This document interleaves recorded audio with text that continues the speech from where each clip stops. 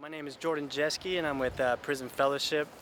I'm actually one of the field directors here on the Central Coast, and my job is to actually implement programs here in Salinas Valley, also in CTF.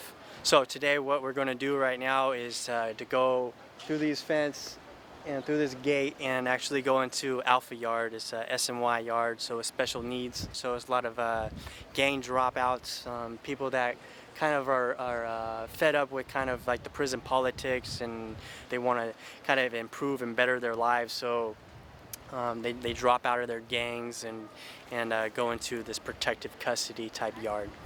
So we're going to interview one of my guys. His name's Rick Kedrell. He's actually the first lifer to ever get parole from Salinas Valley State Prison since it's been open. So it's been open for about 18 years.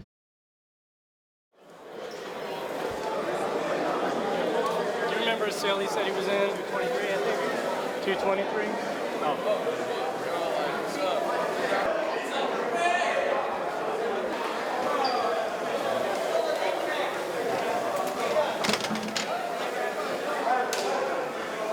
Okay, good.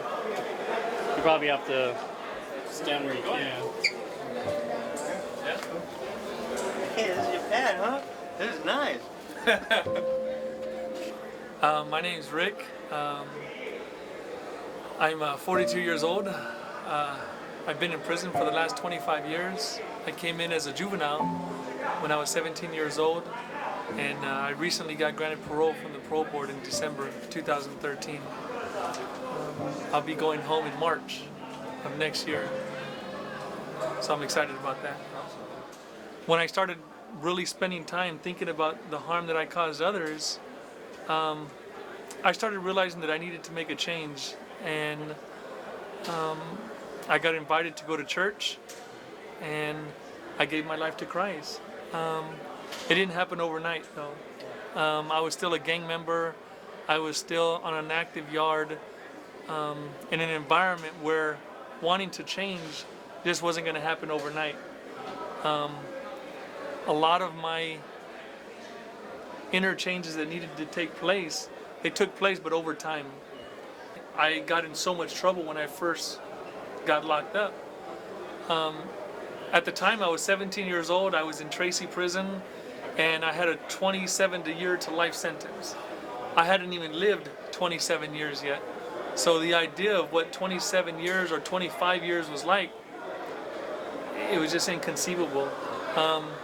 So with that thought in mind, I had that attitude that a lot of guys have.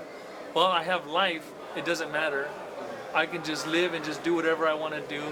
And for the first 8 or 9 years of my time in prison, that's what I did. I got into a lot of trouble. Drugs became an escape for me. I was using drugs and making alcohol to try to just basically help me escape from this place. I didn't like prison. I still don't. But at that time, I dealt with it in other ways. I was struggling with it, and the drugs and the alcohol were an escape for me.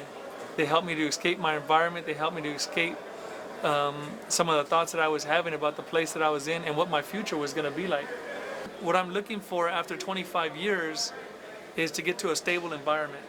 Just to get to a stable environment where I can continue to have a little bit of structure that'll help me readjust to society after 25 years. I have this thought in my mind that I'm a well-adjusted individual, but there's so many things out there that I've never experienced before.